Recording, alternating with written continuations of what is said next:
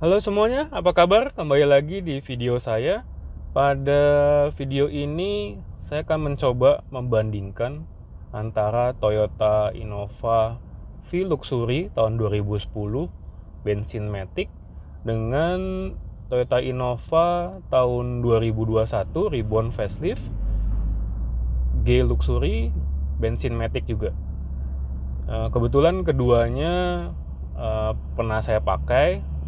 Yang 2010 itu mobil saya yang sebelumnya, dan sekarang saya pakai yang Reborn facelift.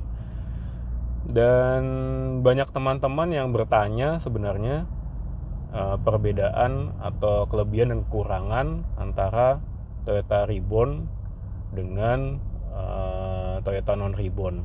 Jadi di video ini saya coba membandingkan dari sudut pandang saya ya. Jadi mungkin ada yang setuju atau tidak setuju. Ya nanti bisa kita sharingkan apa-apa saja yang teman-teman mungkin setuju dan tidak setuju. Nanti bisa isi di kolom komentar di bawah ya. Oke, dari pertama kita akan bandingkan dari sisi eksterior terlebih dahulu ya. Kalau dari sisi eksterior, Toyota Reborn ini itu dimensinya jauh lebih besar ya, jauh lebih besar. Kalau dari spek itu panjangnya itu lebih besar, lebih panjang sekitar 18 cm. Kemudian lebarnya itu lebih lebar 6 cm dan tingginya lebih tinggi 4,5 cm. Ya, jadi memang lebih bongsor. Nah, kalau saya sih secara kasat mata gampangnya karena saya di carportnya itu nggak terlalu luas, jadi kelihatan banget gitu loh ketika ganti Reborn ini, itu langsung berasa sempit ya. Jadi maksudnya lebih ngepas gitu, lebih mepet ya. Itu dari sisi eksterior ya. Nah terus kemudian juga kalau secara model ya, memang Reborn ini kan baru launching di 2015 ya, berarti sekarang 2021 sudah usia 6 tahun ya. Tapi kalau dibandingkan dengan yang non Reborn itu kan sudah dari 2004 ya. Jadi kalau sekarang ini udah berapa? 2021 kurang 2004.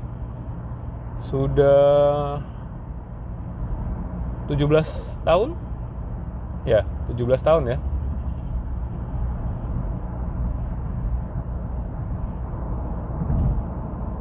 Ya, jadi menurut saya lebih apa ya? Karena usianya udah lama ya, lebih bosen lah ya gitu. Tapi ya itu kembali ke selera masing-masing. Jadi kalau menurut saya tampilan Reborn ini lebih fresh aja ya, karena masih baru launching di 2015. Kemudian untuk sisi interior, yang pasti kabinnya Reborn ini lebih sempit kalau dibandingkan dengan yang non Reborn.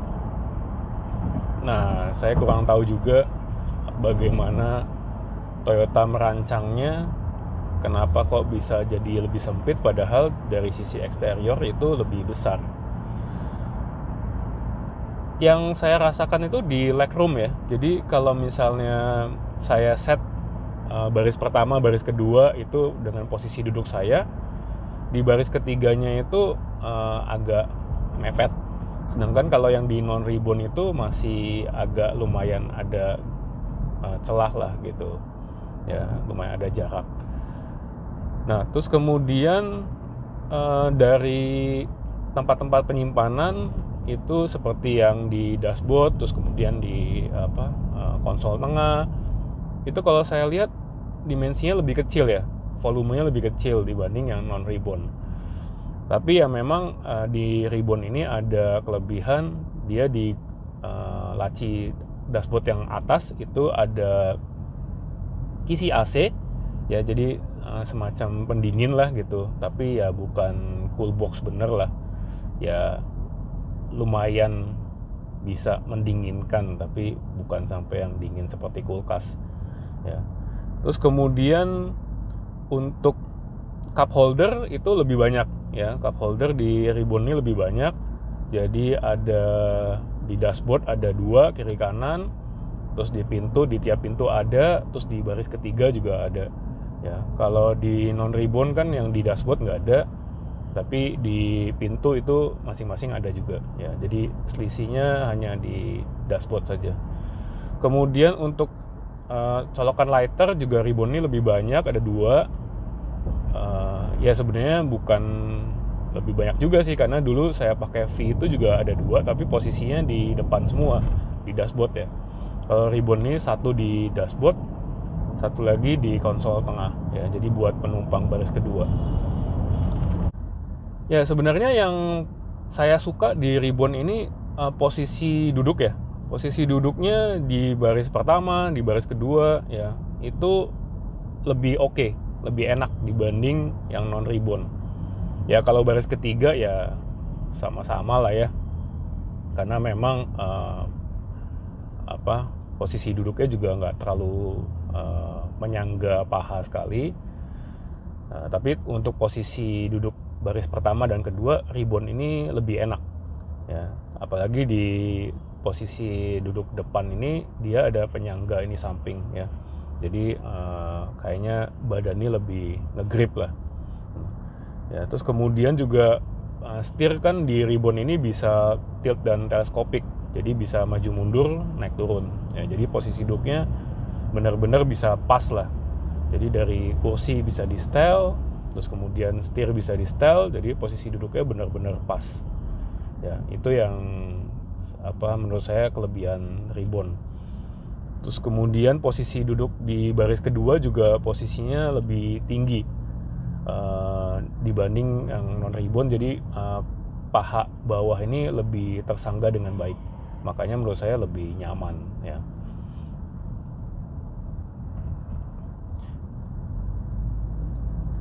Kemudian item selanjutnya yang akan kita bahas adalah di sisi mesin ya. Sisi mesin ini antara ribbon dan non ribbon sama-sama bensin ya, tipe bensin. Itu ada penambahan dual VVT-i ya. Jadi mekanisme mesinnya agak berbeda, tapi kode mesinnya juga masih sama, masih 1 TR. Ya perbedaan tenaganya kalau secara spek memang lebih tinggi yang 2 VVT-i, torsinya juga lebih tinggi, tapi kalau secara aktual yang saya rasakan tuh hampir sama ya, hampir nggak ada beda lah gitu. Terus kemudian ya memang di mid RPM kecepatan tengah itu agak lebih baik ya ribbon ini, jadi lebih responsif. Ya saya nggak tahu juga apakah itu karena transmisinya, karena transmisi ribbon ini kan udah, yang Matic udah 6 speed ya, sedangkan yang lama itu masih 4 speed ya. Apakah dari sisi transmisi sehingga performanya lebih baik. Kemudian untuk kehematan bahan bakar sih sebenarnya hampir sama juga yang saya rasakan, nggak jauh beda ya. Kalau di rute saya sih, karena saya banyak tol ya, masih MID itu masih di atas 110 rata-rata, dan itu hampir sama dengan yang non ribbon. Dulu saya juga pakai sekitar segitu juga, jadi boleh dibilang konsumsi bensinnya nggak ada perubahan yang signifikan. Meskipun kalau misalnya kita pantau secara RPM ya, karena dia 6 speed, misalnya kita lari di 100 km per jam, itu RPM-nya jauh lebih rendah dibanding yang non ribbon. Jadi seharusnya kalau secara logikanya sih lebih hemat. Ya mungkin untuk long trip ya, itu bisa mungkin lebih hemat jauh, karena RPM-nya kan lebih terjaga ya. Kemudian untuk fitur itu memang di Toyota Ribbon ini, kalau saya bilang ada semacam peningkatan. Jadi beberapa fitur, kebetulan kan yang saya pakai saat ini kan tipe G Luxury ya, jadi agak downgrade sebenarnya dengan yang sebelumnya saya pakai kan V Luxury. Tapi kan di Ribbon ini hampir semua fitur V itu ada ya, V yang non ribbon ya. Jadi mulai dari airbag, terus kemudian ABS, ya. Kemudian di Ribbon Festive ini juga masih ditambahkan dengan stability control, terus ada hill state assist, ya. Nah, terus kemudian AC juga udah cukup komplit pengaturannya. Jadi ada pengaturan untuk kaki, untuk kaca itu ada. Kalau di non ribbon kan dulu hanya aja di tipe V, ya. Terus kemudian